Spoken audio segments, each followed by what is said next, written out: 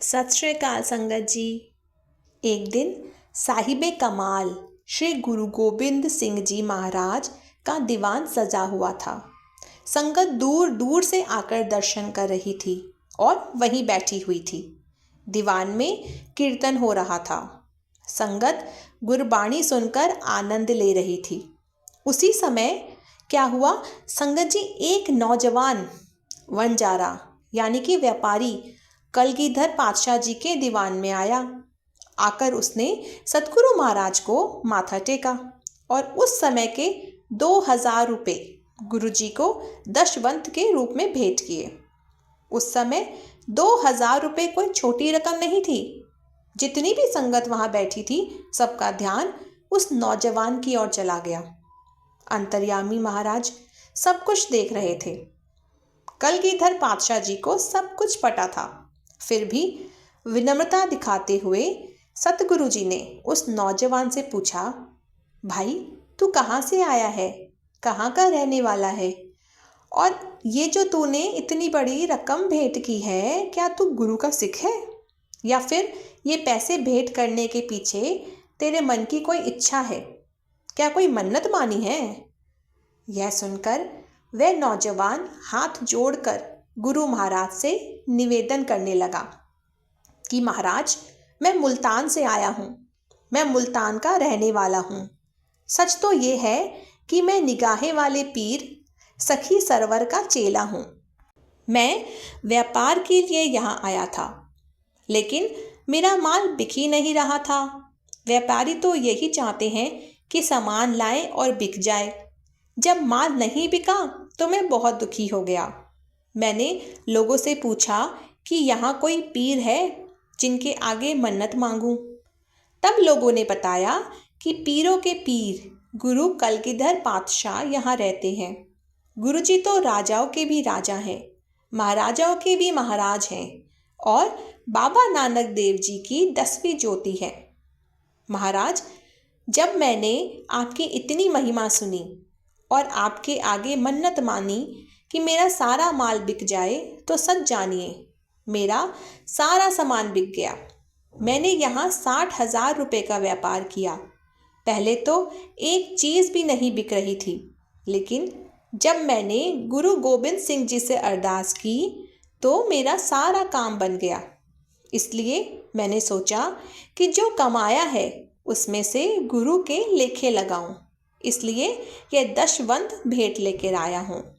यह सुनकर कलगीधर पातशाह जी बोले, भाई, यहाँ आने का सबको अधिकार है। यह गुरु का दरबार है, कोई भी आ जा सकता है, लेकिन हम तेरी यह भेंट स्वीकार नहीं कर सकते।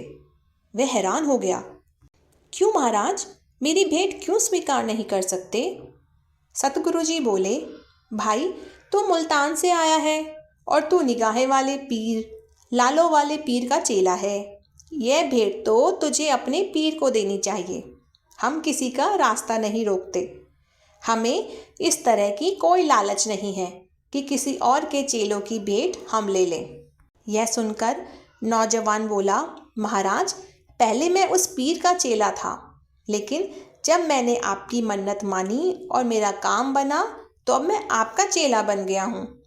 संगत जी, पहले भी कथा आती है, जब एक सिख किसी कठोर पीर के पास गया तो उस पीर ने उसे उल्टा लटका दिया।